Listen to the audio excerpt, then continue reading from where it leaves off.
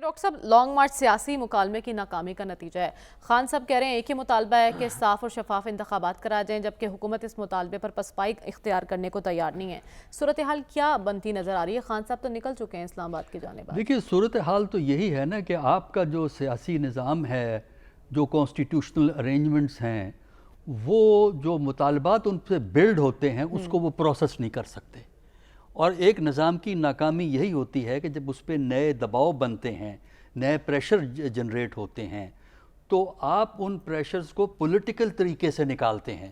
جو press conference تھی وہ ایک ایڈمنسٹریٹو ایکشن تھا ڈسکریج کرنے کے لیے، کیونکہ ٹائمنگ کی وجہ سے اس کی پولیٹیکل انٹرپریٹیشن ہوگی جو ہم یہاں نہیں کر رہے کچھ وجوہات کی بنا پر، لیکن اس کی ایک پولیٹیکل انٹرپریٹیشن ہے۔ تو ایسی صورت میں جو صحیح طریقہ ہے کہ آپ سیاسی جھگڑے کا ایک کوئی درمیانہ حل نکالتے ہیں۔ اس سے پہلے دیکھیں نا، لانگ مارچز جو 2014 کی بات کی ہے، اس وقت اور اس وقت میں یہ فرق ہے کہ 2014 میں گورنمنٹ مضبوط زیادہ تھی، آج گورنمنٹ کی حیثیت کمزور ہے، گورنمنٹ کو پبلک سپورٹ نہیں ہے۔ لیکن ڈاکٹر صاحب مذاکرات کی باتیں تو ہوئی تھی، اس کی ناکامی کے بعد ہی لانگ مارچ کا اعلان ہوا ہے، اب بھی گنجائش ہے بات چیت کی؟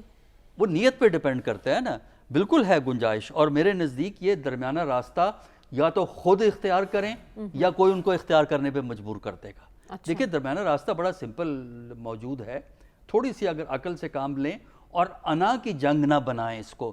دیکھیں اس وقت ریسٹرینٹ کی دونوں طرف ضرورت ہے، کیونکہ اگر دونوں سائیڈ یعنی حکومت اور پی ٹی آئی ریسٹرینٹ سے کام نہیں لیں گے تو گیم ان دونوں کے ہاتھ سے نکل جائے گی۔ یہ پریس کانفرنس سے ایک لیسن ہے جو آپ ان کو لینا چاہیے اس بات کا۔ تو اس میں دیکھیے حکومت چاہتی ہے کہ اگست میں ان کی ٹینیور ختم ہوگی، اس کے 60 دن کے بعد الیکشن ہوگا، یعنی الیکشن ہوگا اکتوبر میں جا کے، ستمبر کے اینڈ پہ یا اکتوبر میں، اور پی ٹی آئی چاہتی ہے فوری الیکشن ہو۔ تو آپ درمیان میں آ جائیے، مارچ بالکل میڈل میں آ جاتا ہے، وہ 5 مہینے پہلے آتے ہیں، یہ 5 مہینے آگے جاتے ہیں۔ تو میرے نزدیک جو ہے اس وقت بہترین حل یہ ہے کہ آپ مارچ کے اندر جنرل الیکشن کروا دیجئے، اور دونوں کو ایک فیس سیونگ مل جاتی ہے کہ حکومت کہتی ہے کہ ہم نے اکوموڈیٹ کیا ہے، اپوزیشن کہتی ہے ہم نے کمپرومائز کیا ہے، ہم تو فوراً الیکشن مانگ رہے ہیں لیکن ہم مارچ تک جانے کو تیار ہیں۔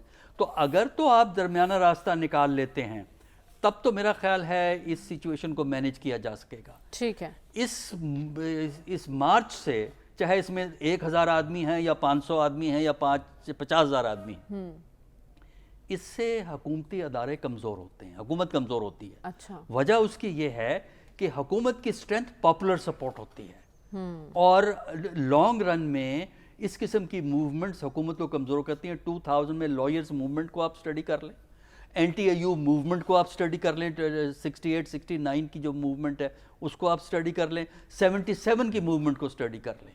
ان سب موومنٹ کے نتیجے دیر سے نکلتے ہیں، لیکن ان سب موومنٹ سے حکومتیں کمزور ہوئی ہیں۔ 68 69 ایوب خان کی حکومت کمزور ہوئی، 77 بھٹو کی حکومت کمزور ہوئی، اور مشرف کے لیے لائرز موومنٹ ایک بڑا مسئلہ بن گئی اور اس سے وہ کمزور ہوئی۔ تو میرے نزدیک یہ موومنٹ جب اسلام آباد پہنچتی ہے، جو بھی اس کا حل ہو جس طریقے سے بھی ہو، اس کے نتیجے میں حکومت کی کیپیسٹی ٹو مینیج کانفلکٹ وہ کم ہو جائے گی، اور اس کا مطلب یہ ہے کہ انیشیٹو حکومت کی بجائے اداروں کے پاس چلا جائے گا۔ وہ ادارے جو اپنے آپ کو انڈیپینڈنٹ کہہ رہے ہیں وہ اداروں کے پاس چلا جائے گا۔ تو لہٰذا سیاستدانوں کی دانش مندی یہ ہے کہ مل کے بیٹھ کے ایک درمیانہ راستہ نکال لیں، اور اسی میں ان سب کی بقا ہے، انہی میں ان سب کی بہتری ہے۔